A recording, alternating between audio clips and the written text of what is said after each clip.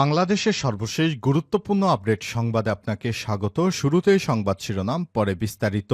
শুরুতেই জানাবো, দিল্লিতে বাংলাদেশ হাইকমিশন অভিমুখে আরএসএস এর মিছিল। হিন্দুত্ববাদী রাষ্ট্রীয় স্বয়ংসেবক সংঘ আরএসএস এর সমর্থনে সিভিল সোসাইটি অব দিল্লির ব্যানারে ভারতের দিল্লিতে বাংলাদেশ হাইকমিশন অভিমুখে বিক্ষোভ মিছিল চলছে। আজ মঙ্গলবার 12টার পর দিল্লির চাণক্যপুরী থানার 3 মূর্তিচক থেকে মিছিলটি শুরু হয়েছে।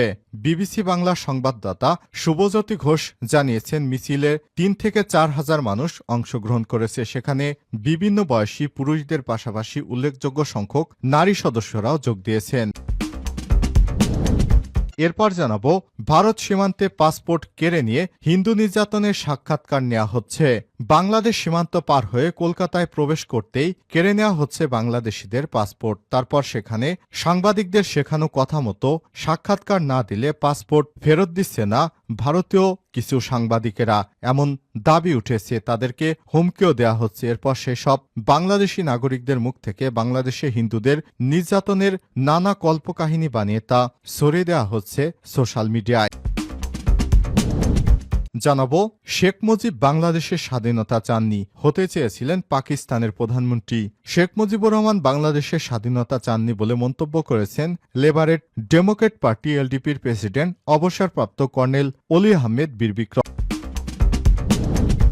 এদিকে জামাত নেতার বাড়িতে অভিযান, ডিএনসি অফিস তছনছ অনুসারীদের। কক্সবাজারের টেকনাফে এক জামাত নেতার বাড়িতে মাদকদ্রব্য নিয়ন্ত্রণ অধিদপ্তরের অভিযান ঘিরে বিক্ষোভ ও অধিদপ্তরের কার্যালয়ে ভাঙচুরের ঘটনা ঘটেছে। সোমবার 9 ডিসেম্বর রাত 8টার দিকে টেকনাফ পৌরসভা এলাকায় ঘটনা ঘটে। এদিকে বাংলাদেশে 40,000 পশুর মাংস পাঠাবে সৌদি আরব। বাংলাদেশে 40,000 কুরবানির পশুর মাংস পাঠাবে সৌদি আরব। ঢাকায় অবস্থিত দেশটির দূতাবাস বাংলাদেশ সরকারের পররাষ্ট্র মন্ত্রণালয়কে সব তথ্য জানিয়েছে। এবং সর্বশেষ জানাবো, সমন্বয়কদের গাড়িতে হামলা, 2 ছিনতাইকারী গ্রেপ্তার। নারায়ণগঞ্জের সোনারগাঁয়ে ঢাকা চট্টগ্রাম মহাসড়কের মেঘনা সেতুর ঢালে হামলা ও দুর্বৃত্তদের কবলে পড়ে বৈষম্যবিরোধী ছাত্র আন্দোলনের কেন্দ্রীয় 8 সমন্বয়ক এই ঘটনায় জড়িত অভিযোগে স্থানীয় 2 পেশাদার ছিনতাইকারীকে গ্রেপ্তার করা হয়েছে। গত দিবাগত রাতে ঘটনাস্থলের নিকটবর্তী এলাকা থেকে তাদের গ্রেপ্তার করা হয়েছে। গ্রেপ্তারকৃতরা হল বিল্লাল ও মোবারক, তারা ওই এলাকার বাসিন্দা। প্রিয় দর্শক, এতক্ষণ শুনছিলেন সংবাদ শিরোনাম, এবারে বিস্তারিত। তবে তার আগে বন্ধুরা, অনুরোধ থাকবে সংবাদটিতে একটি লাইক দিন। এই চ্যানেলে আপনি নতুন হয়ে থাকলে আমাদের সংবাদটি দেখতে দেখতে চ্যানেলটি সাবস্ক্রাইব করে রাখুন। কমেন্ট করে আপনার মূল্যবান মতামত জানিয়ে দিন বন্ধুরা, আপনি বিশ্বের কোন দেশ থেকে বা বাংলাদেশের কোন স্থান থেকে আমাদের সংবাদটি দেখছেন এবং শুনছেন। এবারে বিস্তারিত। দিল্লিতে বাংলাদেশ হাইকমিশন অভিমুখে আরএসএস এর মিছিল। হিন্দুত্ববাদী রাষ্ট্র স্বয়ংসেবক সংঘ আরএসএস সমর্থনে মিছিল সিভিল সোসাইটি অব দিল্লির ব্যানারে ভারতের দিল্লিতে বাংলাদেশ হাইকমিশন অভিমুখে বিক্ষোভ মিছিল চলছে।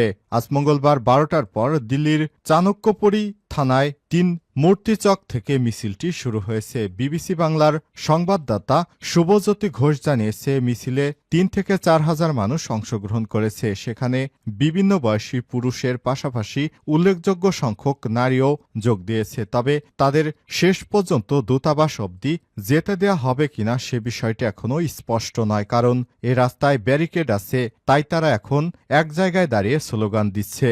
বিক্ষোভ মিছিলে প্রায় সবার হাতে প্লেকার্ড দেখা যাচ্ছে। প্লেকার্ডে বাংলা বাঁচাও, বাঙালি বাঁচাও, সনাতন সনাতন, বাংলাদেশ 71 মনে করো, জুলুমবাজি বন্ধ করো, সেভ বাংলাদেশি হিন্দুস, এমন বেশ কিছু স্লোগান দিতে দেখা যাচ্ছে। জানা গেছে, পূর্ব পরিকল্পনা অনুযায়ী আজ দিল্লির চাণক্যপুরী থানা থেকে পদযাত্রা করে বাংলাদেশ হাইকমিশন অভিমুখে যার কথা বিক্ষোভকারীদের। বিবিসি বাংলার সংবাদদাতা জানিয়েছেন, অন্তত গত এক যুগে দিল্লি বাংলাদেশ দূতাবাসের সামনে ভারতীয়দের বিক্ষোভ করতে দেখা যায়নি। এই বিক্ষোভ বহু বছরের মধ্যে প্রথমবার। এই বিক্ষোভ কর্মসূচিতে আরএসএস নেতা রজনীশ জিন্দাল, ভারতের সাবেক intelligence bureau chief Rajiv Jain, ঢাকাতে সাবেক রাষ্ট্রদূত ভিনা সিকতেও থাকবেন বলে জানা গেছে। এদিকে নয়াদিল্লিতে বাংলাদেশের অন্তর্বর্তীকালীন সরকারের সাথে সম্পর্ক উন্নয়ন এবং দুই প্রতিবেশীদের মধ্যকার সম্পর্ক জোরদারে সম্মিলিত এবং সমন্বিত প্রচেষ্টার আগ্রহী বলে জানিয়েছে ভারতের পররাষ্ট্র সচিব বিক্রম মিস্ত্রি। গতকাল সোমবার রাষ্ট্রীয় অতিথি ভবন যমুনায় প্রধান উপদেষ্টার অধ্যাপক ড ইউনূসের সাথে এক বৈঠকে সব কথা জানান বিক্রম মিস্ত্রি। ভারতের পররাষ্ট্র সচিব বলেন, সম্পর্ক বাড়ানো ছাড়া দ্বিতীয় কোনো চিন্তা নেই ভারতের। আমরা এটাকে উভয় দেশের জন্যই লাভজনক হিসেবে দেখছি। পারস্পরিক স্বার্থের বিষয়ে আলোচনায় বিক্রম মিস্ত্রি বলেন, আমরা যেখানে ছিলাম সেখান থেকে আবার শুরু করতে চাই। ভারত সীমান্তে পাসপোর্ট কেড়ে নেওয়া হচ্ছে, হিন্দুদের নির্যাতনের সাক্ষাৎকার। বাংলাদেশ সীমান্ত পার হয়ে কলকাতা প্রবেশ করতেই কেড়ে নেওয়া হচ্ছে পাসপোর্ট। তারপর সেখানকার সাংবাদিকদের শেখানো কথা মতো সাক্ষাৎকার না দিলে পাসপোর্ট ফেরত দেওয়া হচ্ছে না বলে হুমকিও দেওয়া হচ্ছে। এরপর এসব বাংলাদেশি নাগরিকদের মুখ থেকে বাংলাদেশে হিন্দুদের অত্যাচার ও নির্যাতনের নানা কল্পকাহিনী বানিয়ে তা ছড়িয়ে দেওয়া হচ্ছে বিভিন্ন মিডিয়ায়। সম্প্রতি বাংলাদেশ নিয়ে ভারতে দুটি চ্যানেল সর্বশেষ ছড়ানো প্রোপাগান্ডার সত্যতা জানতে তাদের বাড়িতে গেলে পরিবারের সদস্যরা জানান এসব ষড়যন্ত্রের তথ্য। টিভি চ্যানেলে সন্তানের মুখে বাংলাদেশে হিন্দু নির্যাতনের বর্ণনা শুনে তারাও বিস্মিত। পুত্রের এমন কাণ্ডে তারা বাংলাদেশের জনগণ ও সরকারের কাছে ক্ষমা প্রার্থনা করেছেন। ভারতের এপিবি আনন্দ টিভিতে একটি সাক্ষাৎকার দেন শুভ কর্মকার। তিনি ফরিদপুর শহরের নিউগিনি ভবন জুয়েলার্স এর স্বাত্বাধিকারী সুনীল কর্মকারের ছেলে। ওই সাক্ষাৎকারে শুভ দাবি করেন, বাংলাদেশের খুবই খারাপ অবস্থা। হিন্দুদের নির্যাতন চালিয়ে বাড়িঘর দখল করা হচ্ছে, মন্দিরে বিভিন্ন জায়গায় পুড়িয়ে দেওয়া হচ্ছে, ছোট বাচ্চাদের মারধর করা হচ্ছে, মা বোনদের নির্যাতন করা হচ্ছে। রাতে দোকান থেকে বাড়িতে যাওয়ার পর ভাবতে হয় সকালে দোকানের উদ্দেশ্যে আবার বের হতে পারবো কিনা। সামাজিক যোগাযোগ মাধ্যমে শুভ কর্মকারের ওই বক্তব্য ভাইরাল হলে নিন্দার ঝড় ওঠে। স্থানীয় সাংবাদিকেরা সরেজমিনে গিয়ে বিষয়টি জানতে তাদের ব্যবসা প্রতিষ্ঠানে যান। এ সময় শুভর বাবা সুনীল কর্মকার ও তার মা দুজনই তাদের ছেলের বক্তব্যের প্রতিবাদ জানান। শুভর মা সুনীল বলেন, তার ছেলেটা ছোটবেলায় থেকেই এমন, কোনো কথা শুনে না। এজন্য আমরা অনেক দুঃখিত। আমরা কখনোই এই দেশে কোনো নির্যাতনের শিকার হয়নি। আমার মেয়েরা, ভাসুরের মেয়েরা, তারাও কখনো হামলার শিকার হয়নি। ভারতে ওই সাংবাদিকেরা খারাপ, তারা ইচ্ছা করে এসব ঘটনা ঘটিয়েছে। আমরা বাংলাদেশে খুবই নিরাপদে আছি।